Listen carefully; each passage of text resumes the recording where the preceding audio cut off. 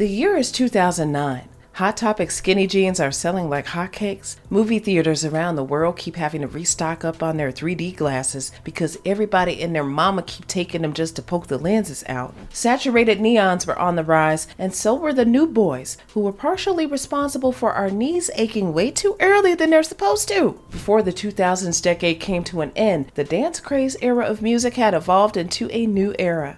Instead of cranking that Soulja Boy, the West and East Coast were jerking that jerk. The new boys took 2009 to 2011 by storm. Hey yo, what's poppin'? My name Legacy. My name Ben J and we the new boys. You already know. But they suddenly drop off the face of the earth without a trace, and it turns out perhaps their split was all because of a woman?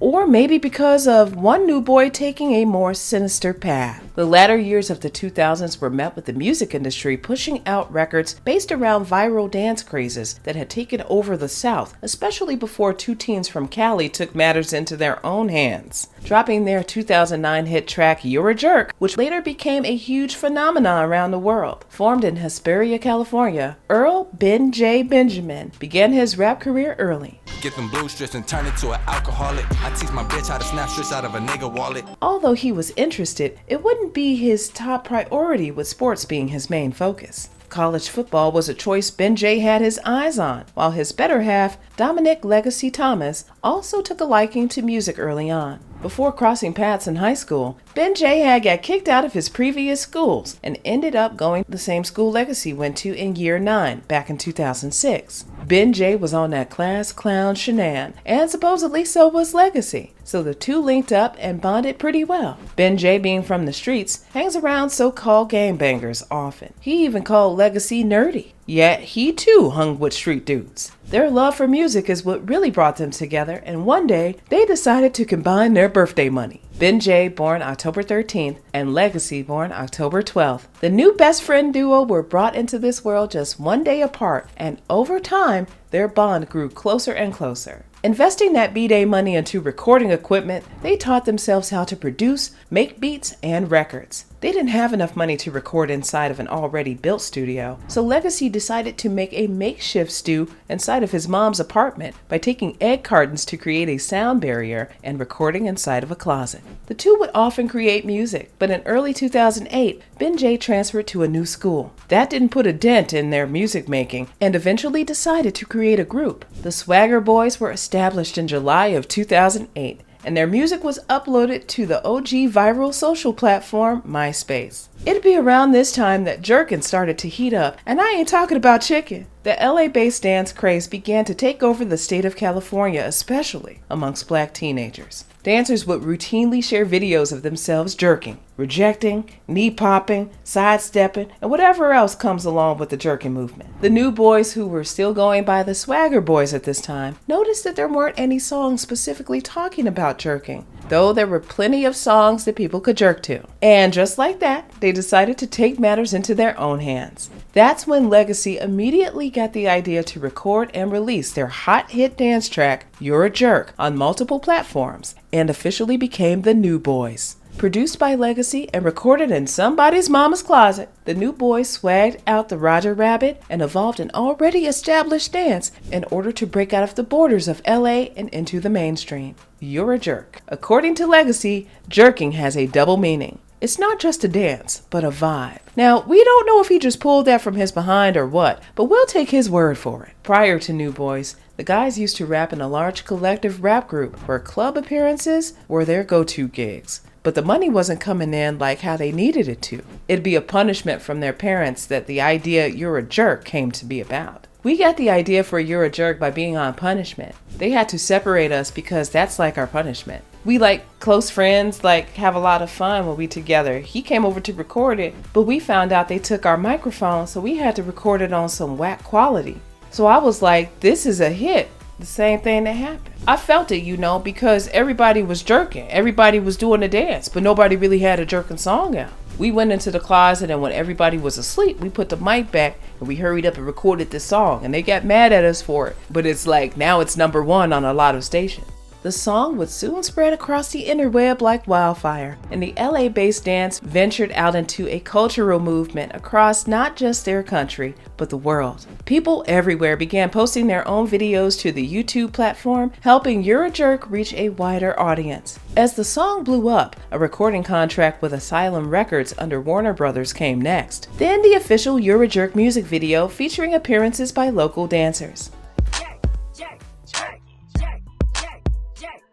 The aesthetic filled with their noticeable skinny jeans and vibrant apparel helped push the video's appeal. A get-up or fashion sense that stuck with Legacy and Ben J after they once went to school in 80s-based gear. Although most would have probably looked at their fashion sense and critiqued it heavily, Ben J and Legacy took what was supposed to be an 80s day look and kept the skater-like style for their own aesthetic. Self-proclaimed the first to ever do everything, Soulja Boy even began feeling some type of way after the new boys gained recognition. Being fakemad.com, Soulja, being the faux gangster he is, began to diss the new boys on the block. But that didn't put a damper in their success. The New York Times deemed them the young kings of hip-hop, and the Guys' World Tour was in full effect. ller went on to withhold the 24th position on the Billboard Hot 100, 13 on the Hot R&B Hip Hop chart, sold over 750,000 copies on iTunes, and 400,000 ringtones. Just like any other emerging artist, labels were on the prowl trying to be the first to sign the guys. And if they couldn't latch on to the new boys' new hype, they were doing their best to find groups who could mimic the jerkin style of music. As ller was simmering down a tad, unlike other dance-based artists who were here one day and gone the next,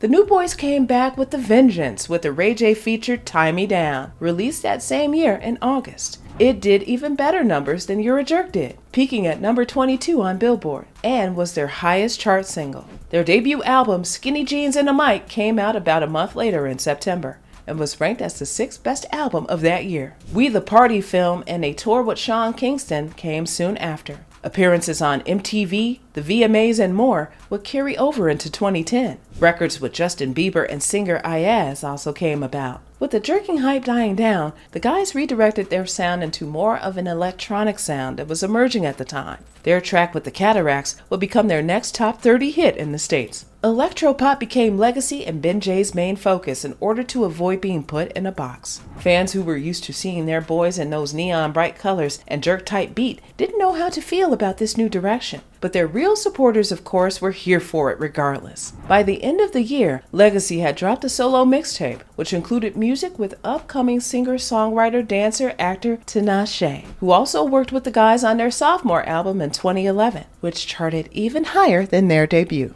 Their sophomore album, Too Cool to Care, featured artists like Faux Gangsta Tyga, YG, Charlie Wilson, Big Sean, and Chris Brown, who featured on the track Better With the Lights Off, that had debuted on the Billboard chart without even being a single. Their next co-tour alongside the group Mindless Behavior, the OMG Girls, and Diggy Simmons evolved into another collaboration with American rock band Hot Shell Ray on their song I Like It Like That, which became their 4th US Top 40. But unfortunately, their high would soon come crashing down. 2012. Soothing fans with a mixtape drop and appearances on MTV's Punk'd would have no choice but to suffice because a hiatus ensued for the rest of the year. Telling fans not to worry did in fact not soothe their anxieties of the boys' return, especially after noticing Legacy regularly uploading music on his own to his official YouTube channel. Still working with Tinashe, who was dating him at the time, Legacy began to produce for her, and it was apparent that his focus was more so set on Nashe and helping her music.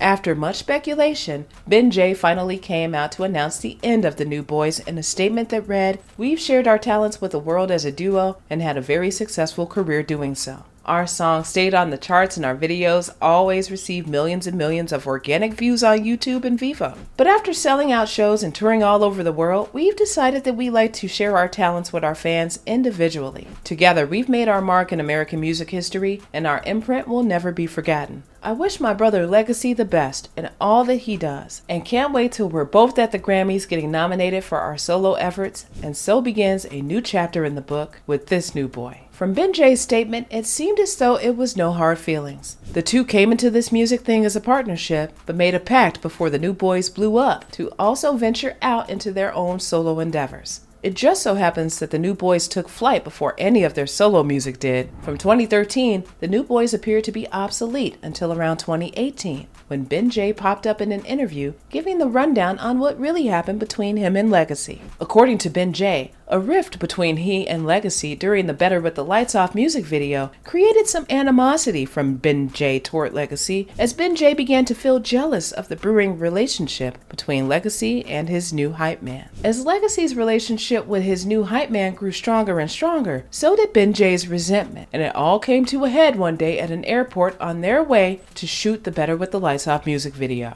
As the two were going back and forth in some type of dispute, Legacy threw his bags down and came charging at Ben J, who then hit Legacy with that reflex swing, and it didn't stop there. Ben J got on top of him and gave him another kapow before being forced to get off of him. Due to his black eye, Legacy ended up missing the video shoot with Chris, which Ben J thinks made Legacy feel some type of way. Aside from the fight, Ben J also thought it was Tinashe who convinced Legacy that he was better than his once-upon-a-time right-hand man. Supposedly, Tinashe was speaking all that good all up in Legacy's ear, convincing him that he was better than the New Boyz and better than Ben J. As the group went on to appear on shows like Disney Channel's So Random, allegedly it was Nashe who had convinced Legacy not to make those quote-unquote kiddie appearances, despite everything she told Legacy not to do. She's now doing herself. Thanks to Legacy, again according to Ben J, Tinashe wouldn't be the Aquarius baddie she is today if it weren't for Legacy putting her on. Ben J went on to call Tinashe a bum-ass biatch.